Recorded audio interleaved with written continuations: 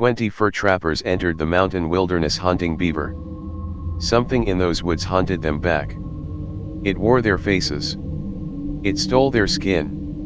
One by one they were skinned alive and replaced by something wearing their flesh.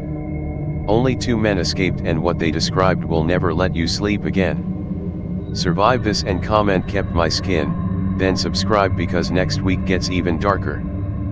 Marcus Webb led 19 experienced trappers into uncharted New Mexico mountains. Hardened men, all adults, veterans of the wilderness. They feared nothing. That arrogance would kill most of them. First night, they made camp near a stream. Found strange markings on trees. Symbols carved deep into bark. One trapper, old Tom Fletcher, recognized them as warnings. Skinwalker territory, we should leave. The others laughed. Superstitious nonsense. They stayed. By morning, Tom Fletcher was gone. His bedroll empty. His rifle left behind. Blood trail led into the forest, then just stopped. They found Tom 3 hours later. Hanging from a tree. Completely skinned. Every inch of flesh removed with surgical precision. His eyeless skull stared down at them. But his skin was nowhere to be found. That night, Tom Fletcher walked into camp. Wearing his skin. Looking exactly like himself. He spoke, acted, moved like Tom. But his eyes were wrong. Too black. Too empty. When questioned, he smiled, and his skin rippled like water. Marcus ordered everyone to shoot the thing wearing Tom. 20 rifles fired. The creature kept walking forward, bullets passing through with no effect. Then it spoke in a voice like grinding bones. I am Tom now. Tom is gone. You will all be gone soon. It vanished into darkness. The remaining 19 men barricaded themselves in a clearing. Morning came. 2 more trappers were missing. Jacob Burns and Samuel Cross. Both gone without sound during the watch. Jacob and Samuel returned at noon. Looking perfect. Acting normal. Marcus tested them. Asked questions only the real men would know. They answered everything correctly. But their shadows were wrong, moving independently. That night, the 2 imposters attacked. Moving with inhuman speed, claws extending from their fingers. They grabbed 2 more trappers, dragged them screaming into the forest. The sounds of skinning echoed through the trees. By morning, 4 trappers walked around camp wearing stolen skins. The real men hung skinless in the trees beyond the clearing. 15 humans remained.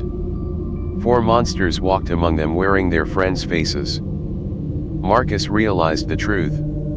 The creatures were replacing them one by one. Soon there would be no humans left, just things wearing their flesh. They had to run or be consumed. 15 men ran. The 4 imposters followed, calling out in perfect voices. Wait, it is me, I am real. Some trappers believed them, stopped running. Those men were grabbed and skinned alive as they screamed. The imposters were faster, stronger, relentless. They herded the trappers like cattle, separating the weak. One by one, men fell behind. Their screams followed the survivors for miles. By nightfall, only 8 men remained. They found a cave, built a fire at the entrance. Fire seemed to keep the creatures at distance. For hours they watched shadows circling beyond the light. Then one of the 8 started laughing. Hysterical laughter. His skin began peeling off his face, revealing something beneath. He had been replaced hours ago, they just had not noticed. He attacked from within their circle. They killed it with fire, burning it until the stolen skin melted away. Beneath was something pale and boneless, all teeth and hunger. It died screaming. But the damage was done, 3 more men were dead. 4 men left. Marcus, a trapper named William Stone, another named Robert Hayes, and a man called Dutch Miller.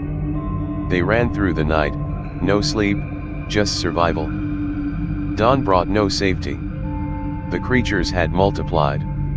15 of them now, wearing the skins of all the dead trappers. Perfect copies hunting the last 4 real humans. They reached a river. Fast rapids. Marcus remembered the old stories. Skinwalkers cannot cross running water. Their only chance. They dove in, current sweeping them downstream toward jagged rocks. Robert Hayes hit the rocks. Skull shattered. Died instantly. Dutch Miller went under, drowned. Marcus and William made it to the far bank, broken and bleeding but alive. They looked back. 15 creatures stood at the water's edge, wearing the faces of their dead friends. Watching. Waiting. Unable to cross. One spoke in Tom Fletcher's voice. "We will wait.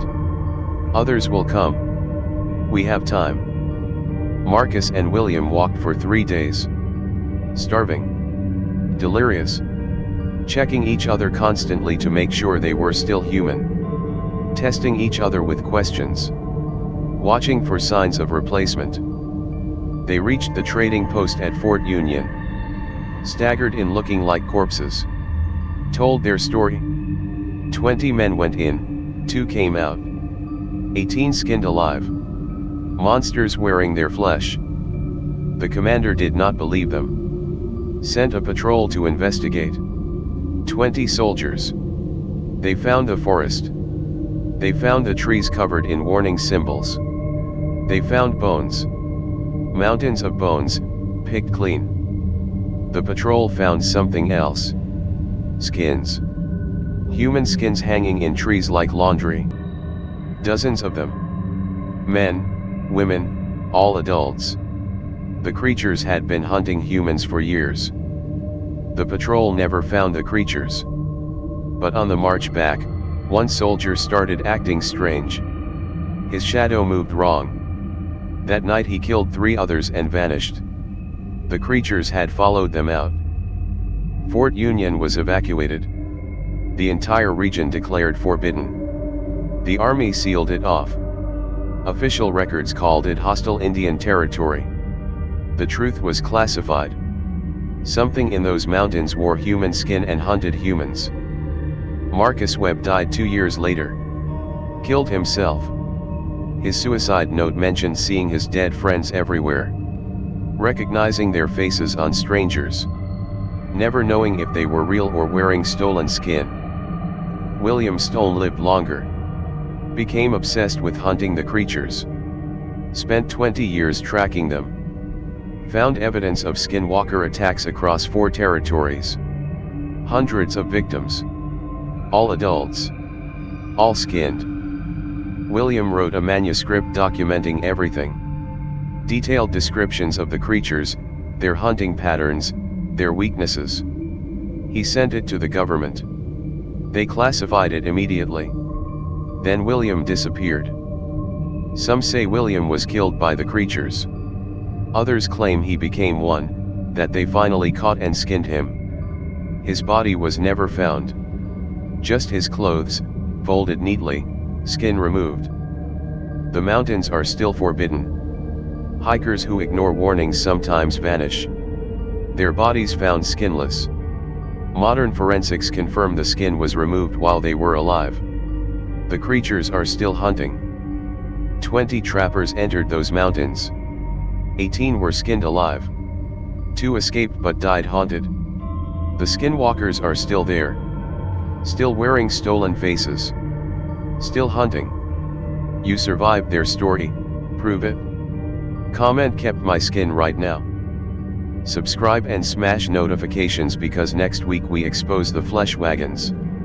Traders who sold human meat disguised as beef across the frontier. The butcher shops. The customers who ate people without knowing. The horror when the truth came out. All adults. All real. All documented. Subscribe now or miss the most disturbing story yet. New nightmare every week. Stay human out there.